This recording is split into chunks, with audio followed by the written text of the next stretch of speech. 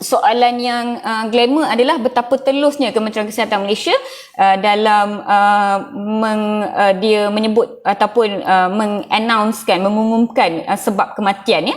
Yang pertama, kepada kalian yang netizen di luar sana, anti vaksin yang sibuk duk nak tahu sebab kematian orang lain, memanglah hampa tahu serangan jantung banyak tu je. Ini banyak tu saja, tetapi keluarga si mati bergantung kepada banyak mana information yang mereka nak.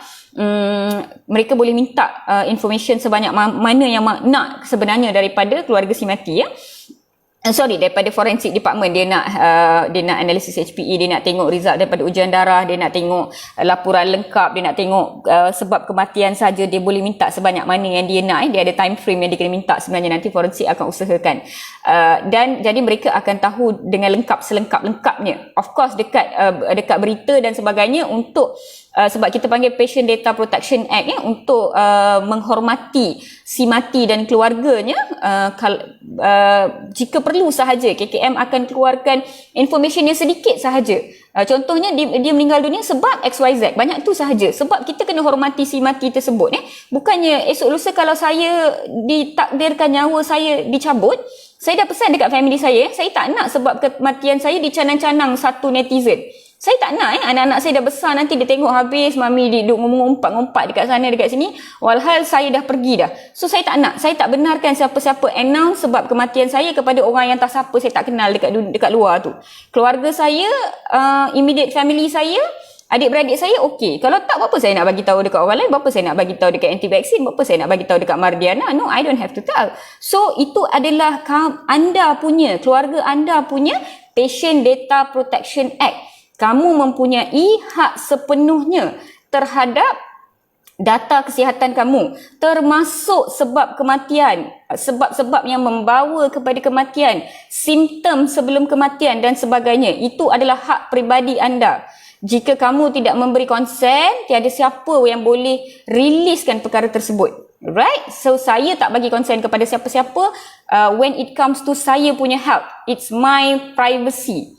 Jadi anda di luar sana pun boleh pesan siap-siap dekat family, dekat Facebook anda, dekat mana-mana, tolong cakap, ini peribadi saya, korang jangan duk sibuk masuk campur hal saya, saya tak reda nanti kang, something like that. Alright, so ya betul, orang lain lebih menggelabah sedangkan keluarga mangsa reda dengan ketentuan ilahi. Yes, correct ya. Itu yang saya nampak pattern dia sebenarnya.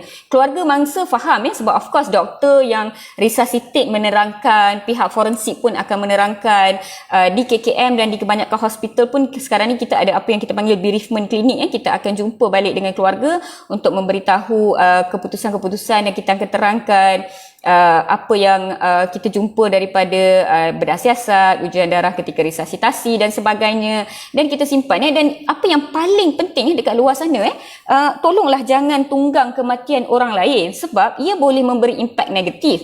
Contohnya macam mana contohnya Shizuka meninggal dunia secara mengejut ketika di dalam tidur, dan diketahui bahawa 13 hari sebelum meninggal dunia Shizuka ada menerima vaksin COVID-19.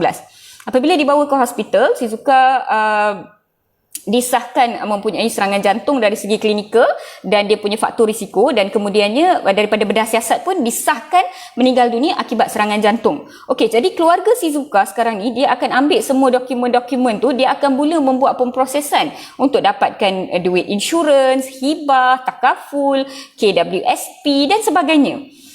Lepas tu, ini apa yang berlaku? Yang si anti-vaksin ni pula, orang-orang yang penunggang ni pula, dia pergi duk kecoh cakap meninggal dunia disebabkan oleh vaksin.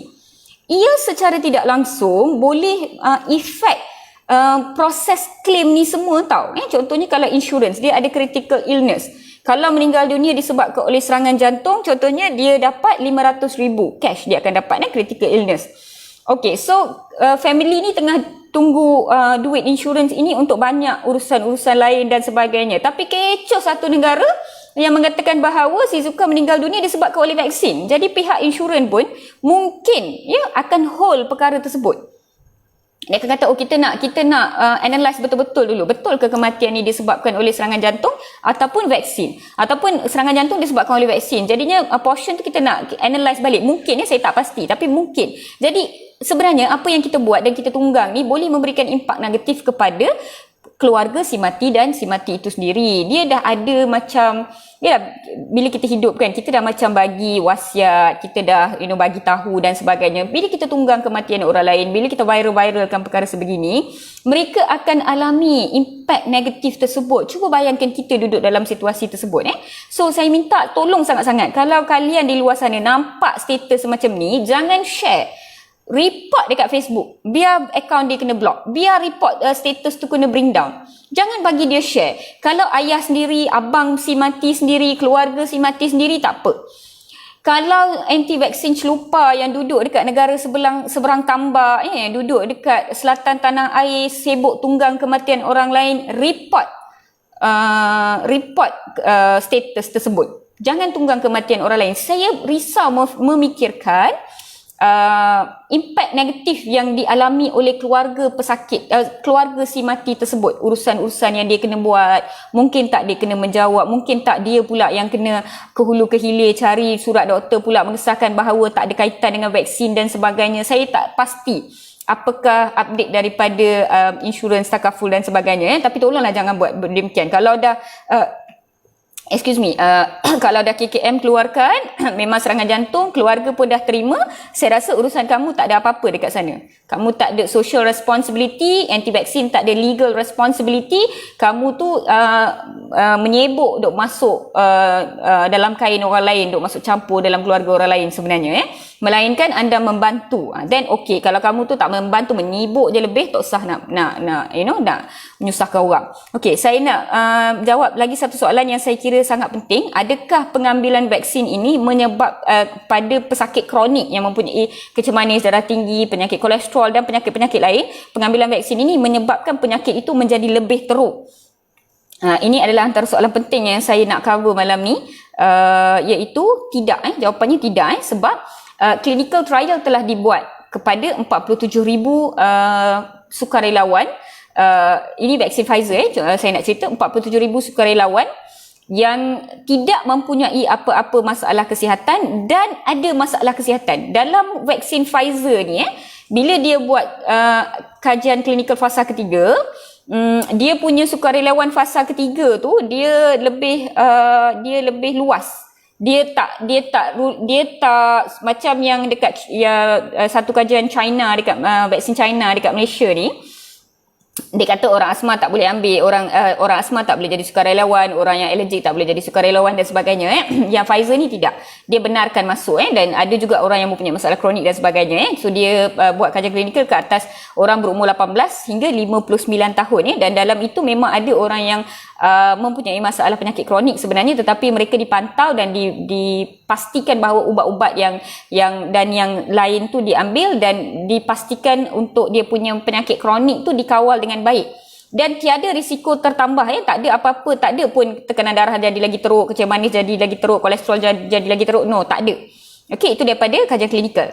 Sekarang kita panggil post roll out punya monitoring pun lebih kurang 700,000 dos vaksin telah diberi di seluruh Malaysia. Tak ada pula lah tiba-tiba 200,000 orang dapat serangan dapat darah tinggi, tiba-tiba 500,000 orang dapat kecil manis, tak ada pula. Dan yang kita tengok pun kematian ni pun dia sebenarnya apa yang kita panggil scattered dekat utara tanah air satu, dekat ibu kota satu, dekat negeri pantai timur seorang dan sebagainya. Dia very scattered.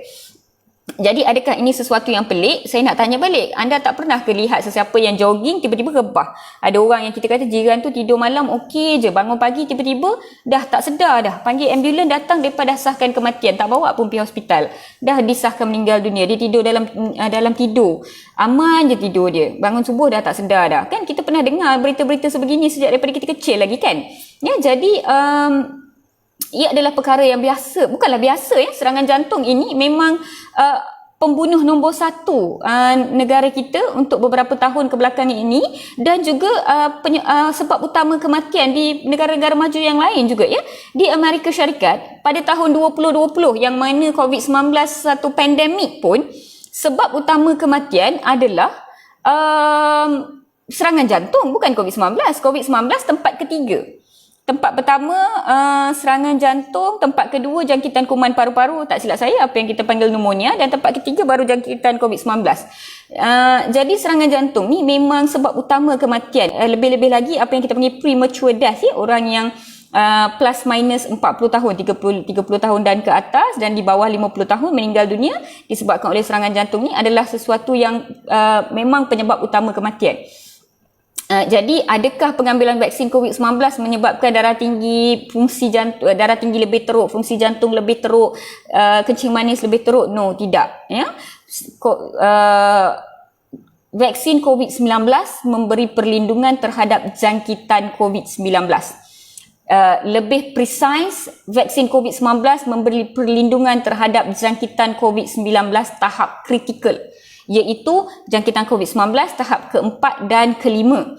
Dan setakat ini seluruh dunia penerima vaksin COVID-19, tiada siapa pun yang meninggal dunia disebabkan oleh jangkitan COVID-19 sendiri, tiada. Ya, jadi ia memberikan perlindungan terhadap hospitalization, ya, kemasukan ke hospital disebabkan oleh COVID-19 dan juga komplikasi lain seperti dialisis, stroke dan sebagainya disebabkan oleh COVID-19 pun tiada dengan pengambilan vaksin COVID-19. Tetapi vaksin COVID-19 tidak memberi perlindungan daripada serangan jantung. Vaksin COVID-19 tidak memberi perlindungan daripada tekanan darah tinggi. Ia tidak memberi perlindungan terhadap kencing manis. Kita masih kena amalkan kehidupan sihat dengan bersenam, jaga kalori, kurangkan pengambilan gula untuk dilindungi untuk cegah daripada penyakit-penyakit kronik sebegini. Ya, dan vaksin COVID-19 juga tidak memberi perlindungan terhadap penyakit-penyakit lain seperti ialah bila tertidur dalam kereta, carbon monoxide poisoning ke apa, ia tidak memberi perlindungan terhadap penyakit lain. Ia memberi perlindungan terhadap jangkitan COVID-19. Okey, kenapa lepas ambil vaksin masih kena pakai mask, masih kena ikut SOP dan sebagainya? Nizam Haji Latif. Sebab saya dah ambil vaksin COVID-19. Saya memanglah terlindung daripada jangkitan ini yang daripada tahap kritikal dan jangkitan COVID-19 tak kritikal. Tetapi saya boleh memberi jangkitan ini kepada orang lain. Boleh tu dari segi paper lah, ya, sebab kita tak ada community yang bila vaksin ini di roll out, faham tak? Dia buat dalam satu kelompok 47,000 orang yang mana penerima itu kembali ke masyarakat yang mana COVID-19 ini masih pandemik. Jadi pihak company tak boleh nak bagi satu jaminan secara data. Dia tak boleh sembang kari kosong, cakap, oh ambil je vaksin ni, hampa tak akan dapat jangkitan, hampa dah boleh cabut emas. Dia tak boleh cakap macam tu, dia perlukan data. Jadi bila ada dah sekarang ni, setengah negara yang mana dia dah vaksinkan sebanyak ini rakyat dia nampak penularan dapat dikekang, ya, dia nampak kes baru makin berkurangan, maka slowly mereka longgarkan SOP. Ya, sebab walaupun saya dah dapat vaksin, saya dah ada perlindungan, saya risau mungkin saya dapat jangkitan secara dengan yang ringan dan saya jangkitkan kepada orang lain yang belum divaksin dan orang tu pula yang dapat jangkitan yang teruk, jangkitan yang kritikal. Sebab itu kita kena tunggu herd immunity. Saya dah vaksin, hampa pun dah vaksin, jiran pun dah vaksin, Tok Wan pun dah vaksin, ya, Shizuka, Nobita, semua orang dah vaksin. Jadi kita okey. Jadi lama-lama virus tu jadi hilang. Dia tak ada dalam komuniti kita. Jadi slowly lah barulah kita boleh cabut mask, barulah kita boleh salam balik, kita boleh peluk balik, kita boleh beraya balik dan sebagainya. Untuk itu kita kena bermula dengan vaksin dahulu dan slowly lah baru pihak berautoriti boleh keluarkan data-data sedemikian.